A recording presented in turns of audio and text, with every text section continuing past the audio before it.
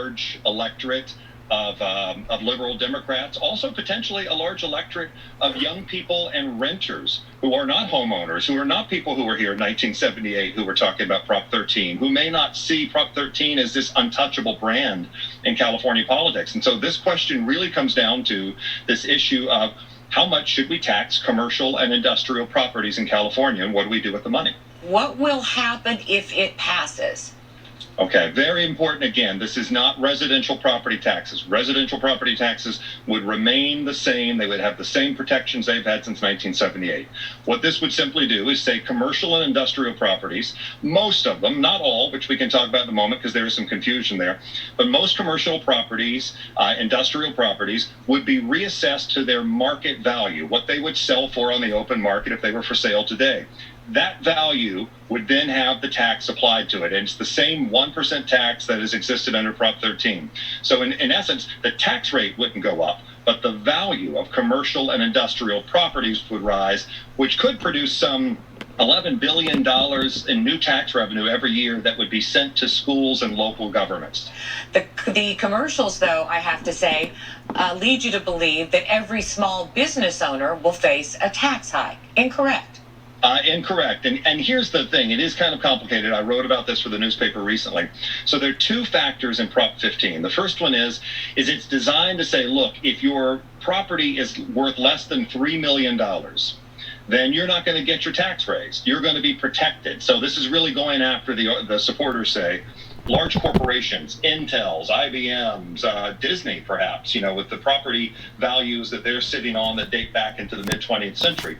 So it supposedly has an exclusion for these smaller properties. The small businesses you see in these ads usually don't own the property that their company is in, but they do pay leases that somewhat pay part of the property taxes. A lot of them pay a portion of the owner's property tax in the lease they have for that space. And the opponents of Prop 15 say, look, this is going to get passed directly along to those businesses. That's not incorrect, but the impact of that we can't measure. No one has definitively measured. It has become a political back and forth here in this about whether that is a reasonable impact and an absorbable impact or an astronomical impact. And yeah, that's the focus of a lot of those commercials. Yeah, it's unknowable at this point. Okay, quickly, Prop 22, I thought this was settled earlier. Nothing is ever settled in California politics, Lisa. So this is the fight that has been going on for some time now over who can and cannot be an independent contractor in California. That's how the fight began, with a court ruling and action in the legislature. But the app-based companies, Uber, Lyft, DoorDash, Grubhub, Postmates, they are not part of the law that said you can have independent contractors as your drivers. The legislature and the state law seems to believe that they should be employees, and those companies don't want those drivers to be employees. And Prop 22 would allow them to be independent contractors. It would offer them a package of benefits. They are demonstrably smaller benefits than they would get if they were actual workers of the company, but it would offer them benefits and allow them to continue to be independent contractors. It's a little bit complicated, but let me tell you, a $200 million ballot measure campaign. It is the most expensive ballot measure campaign in California history, and it is all being spent basically by Uber and Lyft and their cohorts, and we're going to see what happens. It's a heck of a fight. And again, with the commercials pulling on your heartstrings, the single mom who says without it she won't be able to, have a flexible work schedule and be a good mom and feed her kids. Would workers actually be better off with this deal than they were before when they were just independent contractors? Well, it's undeniable that workers would have more benefits if they were employees and not independent contractors. The question is whether or not this is an option or an existential problem for these companies. The companies say, look, we can't do business in California if we don't get this deal from the voters, if voters don't pass Prop 22. Organized labor, Democrats, liberal activists say, no, they can continue to do it. They have plenty of money. They could pay their workers. You, the voter, are going to have to make that decision as to whether or not you want these drivers to have a smaller number of benefits or a larger number of benefits. If you think it's okay to have the smaller benefits and the flexibility the companies say, you vote yes. If you think that they should have larger benefits and they should be actual employees of those companies, you vote no. All right, John, you just always make it so clear and easy to understand. Thank you so much for giving us your time. You're welcome.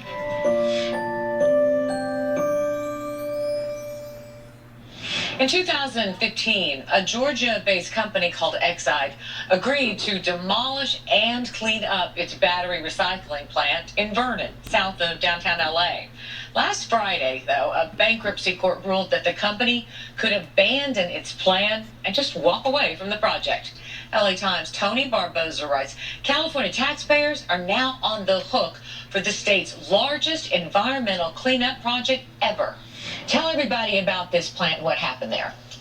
So this is a battery recycling plant that operated for decades in the city of Vernon, which is in an industrial community about 5 miles southeast of downtown LA. For decades, this facility melted down car batteries, other lead acid batteries to provide material to make new batteries. And in doing so, it also released a lot of lead contamination into the air. We now know through tests conducted by state regulators that it spread lead dust to an area of about 100,000 people. So to this day, we have thousands of homes going about 2 miles out from this facility that are contaminated with lead. There was a letter written to Attorney General Bill Barr by 7 lawmakers here in the state saying, clean it up. The company has to clean it up. What happened then?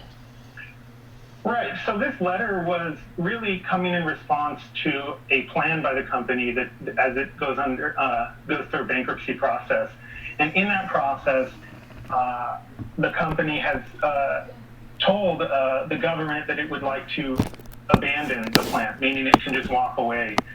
This is a large facility that's highly contaminated.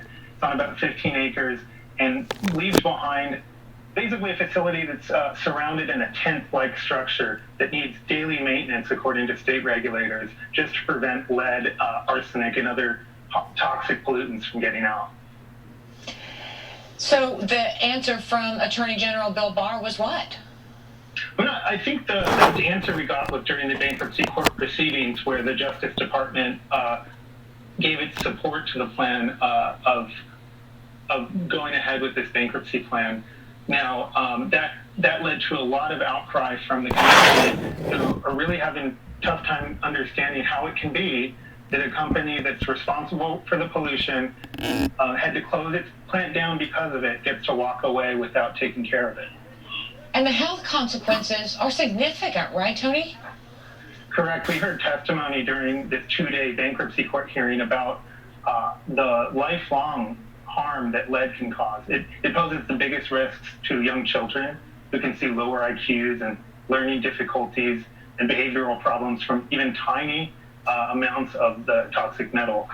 So that's what everyone's really concerned about, is that they've got this cleanup that has a lot of obstacles thrown up behind it. In the meantime, they're basically living in a toxic waste zone that stretches across much of that area. And yet Exide says not all our fault, that there's other pollutants out there, and so you can't blame us for all this. Right. Exide has over the years pointed to other sources of contamination. Vernon has a lot of other facilities around there. There's also there's no doubt there are other sources of lead, including lead paint in people's homes, but state regulators have looked into those claims, and they're pretty sure that it was this plant that spread this lead across a large distance, and that's why they've tried, at least unsuccessfully, to go after them. In 2015, you reported that there was a deal made that should have prevented all this. That would have made them more accountable, right? Right. The 2015 deal was a non-prosecution agreement between the U.S. Attorney's Office and the company that it actually the plant. But what a lot of people in the community point to as the ultimate, what's ultimately the problem here is decades of poor oversight and bad regulation by the state's toxic waste department, called the Toxic Substances Control. That department, the state in particular, allowed this facility to run for decades without a full permit, and basically kept allowing them to operate despite air pollution and hazardous waste violations. And so now we're kind of reaping the effects of that, where now it's up to the state to have to step in and try to clean up this mess. And when we say state, we mean us. It's up to the taxpayers. How much is this thing going to cost us, and what's next?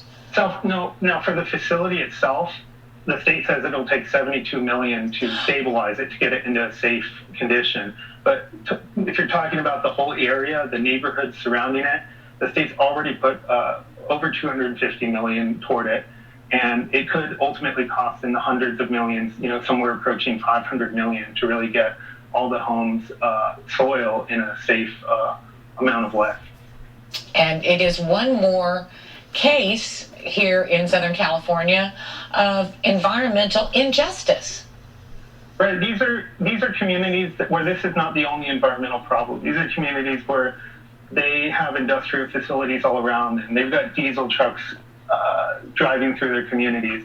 So for a lot of the people living in these communities like Boyle Heights, East Los Angeles, Maywood, they see this as just another insult upon many, and they see this latest ruling decision by a bankruptcy court judge in Delaware as just adding to the years of injustice that these largely Latino communities have suffered. And leaving us all on the hook to pay for it. Tony Barboza reporting. Thank you so much. Thank you. Coming up, our Middle Eastern correspondent Navid Boulos explains the decades-long dispute between Armenia and Azerbaijan. LA Times Today will be right back.